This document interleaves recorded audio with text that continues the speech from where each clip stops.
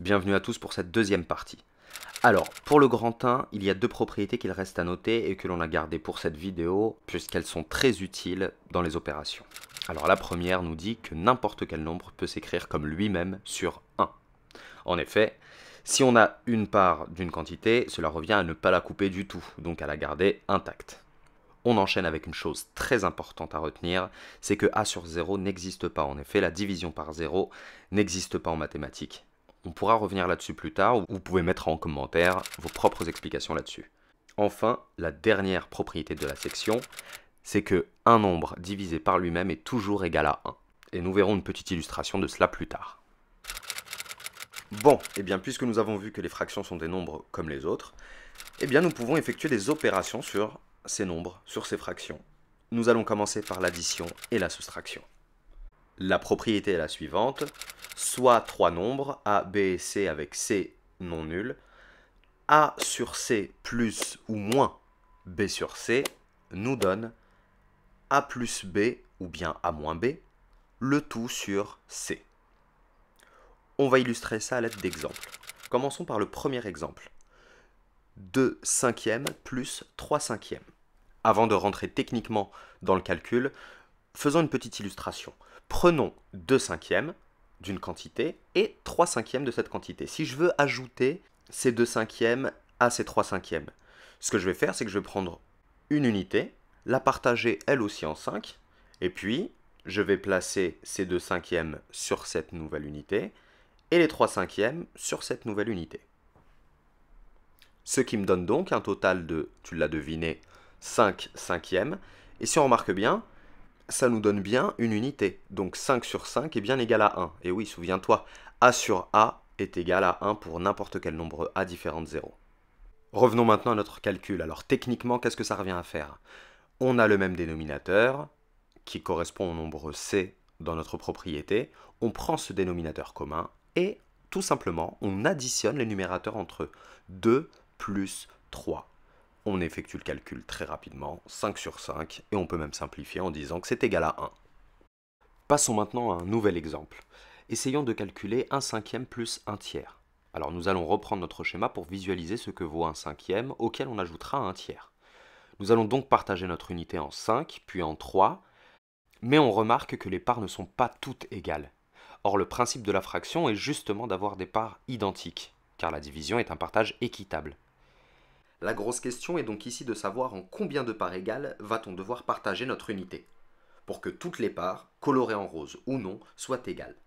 Autrement dit, quel doit être le dénominateur du résultat. Et rappelons que ce dénominateur doit être le même dans chacune des fractions que l'on additionne. Mais les fractions que l'on additionne ne sont justement pas au même dénominateur, puisqu'on en a une d'une part dont le dénominateur est égal à 5 et l'autre d'autre part qui est égal à 3. Donc une nouvelle question se pose, peut-on changer le dénominateur d'une fraction? Pour 1 cinquième par exemple, nous pourrions partager chaque part en 2, ce qui revient à doubler le nombre de parts roses, mais aussi à doubler par la même occasion le nombre de parts total.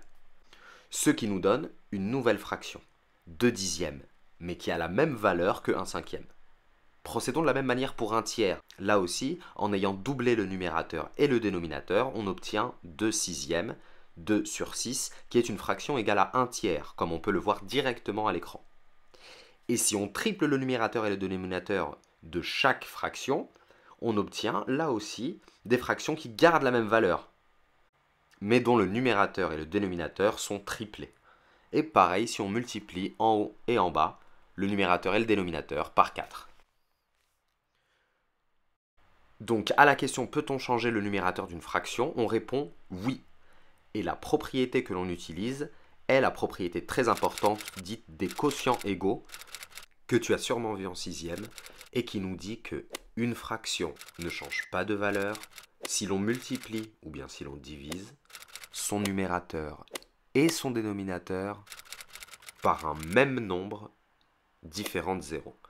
On donne en même temps en dessous la formulation en langage mathématique qui est bien évidemment plus compacte, plus courte, moins lourde que la formulation en français. Alors, pas la peine de s'intéresser ici à la version où on divise le numérateur et le dénominateur par un même nombre, on va plutôt s'attaquer à la première petite version, celle où on multiplie le numérateur et le dénominateur par un même nombre, et on dit que ça ne change rien. Alors, on se souvient du sens de droite à gauche, on l'utilisait pour la simplification. Par exemple, 12/15e, on sait que le facteur commun au numérateur et au dénominateur, c'est 3. On peut décomposer 12 comme 4 fois 3 et 15 comme 5 fois 3. On peut barrer les 3 puisque, vu que ça ne change rien de multiplier en haut et en bas par un même nombre en termes de valeur, eh bien on préfère se débarrasser du facteur commun au numérateur et au dénominateur, et comme ça nous donne une fraction un petit peu plus simple à utiliser. Mais on utilise cette propriété de gauche à droite pour mettre des fractions au même dénominateur, et c'est justement ce qu'on veut faire tout de suite. En effet, il nous reste à trouver par quel nombre nous allons multiplier en haut et en bas 1/5 d'une part, et en haut et en bas 1/3 d'autre part, pour que ces deux fractions aient le même dénominateur.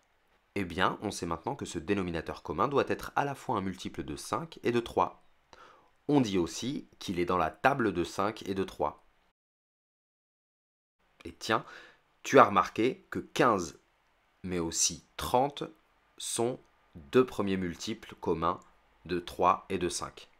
Mais nous n'avons besoin que d'un seul de ces multiples communs. Alors autant prendre le plus petit. Ce dénominateur sera donc 15.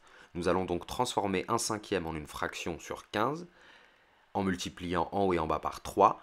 De même, nous allons transformer 1/3 en une fraction sur 15, en multipliant en haut et en bas par 5. Ce qui nous donne 3/15 plus 5/15, et comme nous avons le même dénominateur, nous avons donc le feu vert pour appliquer la propriété que tu commences à maîtriser. On garde le dénominateur commun et on additionne les numérateurs, ce qui nous donne finalement 8/15. Revenons rapidement à notre illustration. Grâce à la propriété des quotients égaux, on a vu apparaître que 1/5 était bien égal à 3/15. On voit ici 3 parts roses sur un total de 15 parts. Et 1/3, grâce à la propriété des quotients égaux, nous l'avons transformé en 5/15, mais on visualise bien qu'on a 5 parts roses sur un total de 15 parts. On sait donc que notre unité sera partagée en 15 parts, donc le dénominateur du résultat sera forcément 15, et il ne nous reste plus qu'à compter le nombre de parts roses qui est égal à 8. Donc on a bien 8/15. Passons maintenant à un dernier exemple, et tiens, pourquoi pas additionner une fraction et un nombre entier. Eh bien, tout simplement, il s'agit ici de mettre le nombre entier sous forme de fraction. Et tu sais, c'est une propriété, que n'importe quel nombre a peut s'écrire comme lui-même sur 1. A sur 1. Donc 5, il suffit de le mettre sur 1, de multiplier en haut et en bas grâce à la propriété des quotients égaux que tu connais bien maintenant, en multipliant en haut et en bas par 4. On a le feu vert puisqu'on a le même dénominateur. Le dénominateur du résultat sera donc 4 et il ne nous reste plus qu'à, eh oui, additionner les numérateurs. Ce qui nous donne 23 quarts. Comme d'habitude, nous ne te laissons pas les mains vides, tu repars avec un petit cadeau pour pouvoir bien t'entraîner comme il faut. Et nous te disons à la prochaine vidéo où nous étudierons la multiplication et la division de fractions. À bientôt!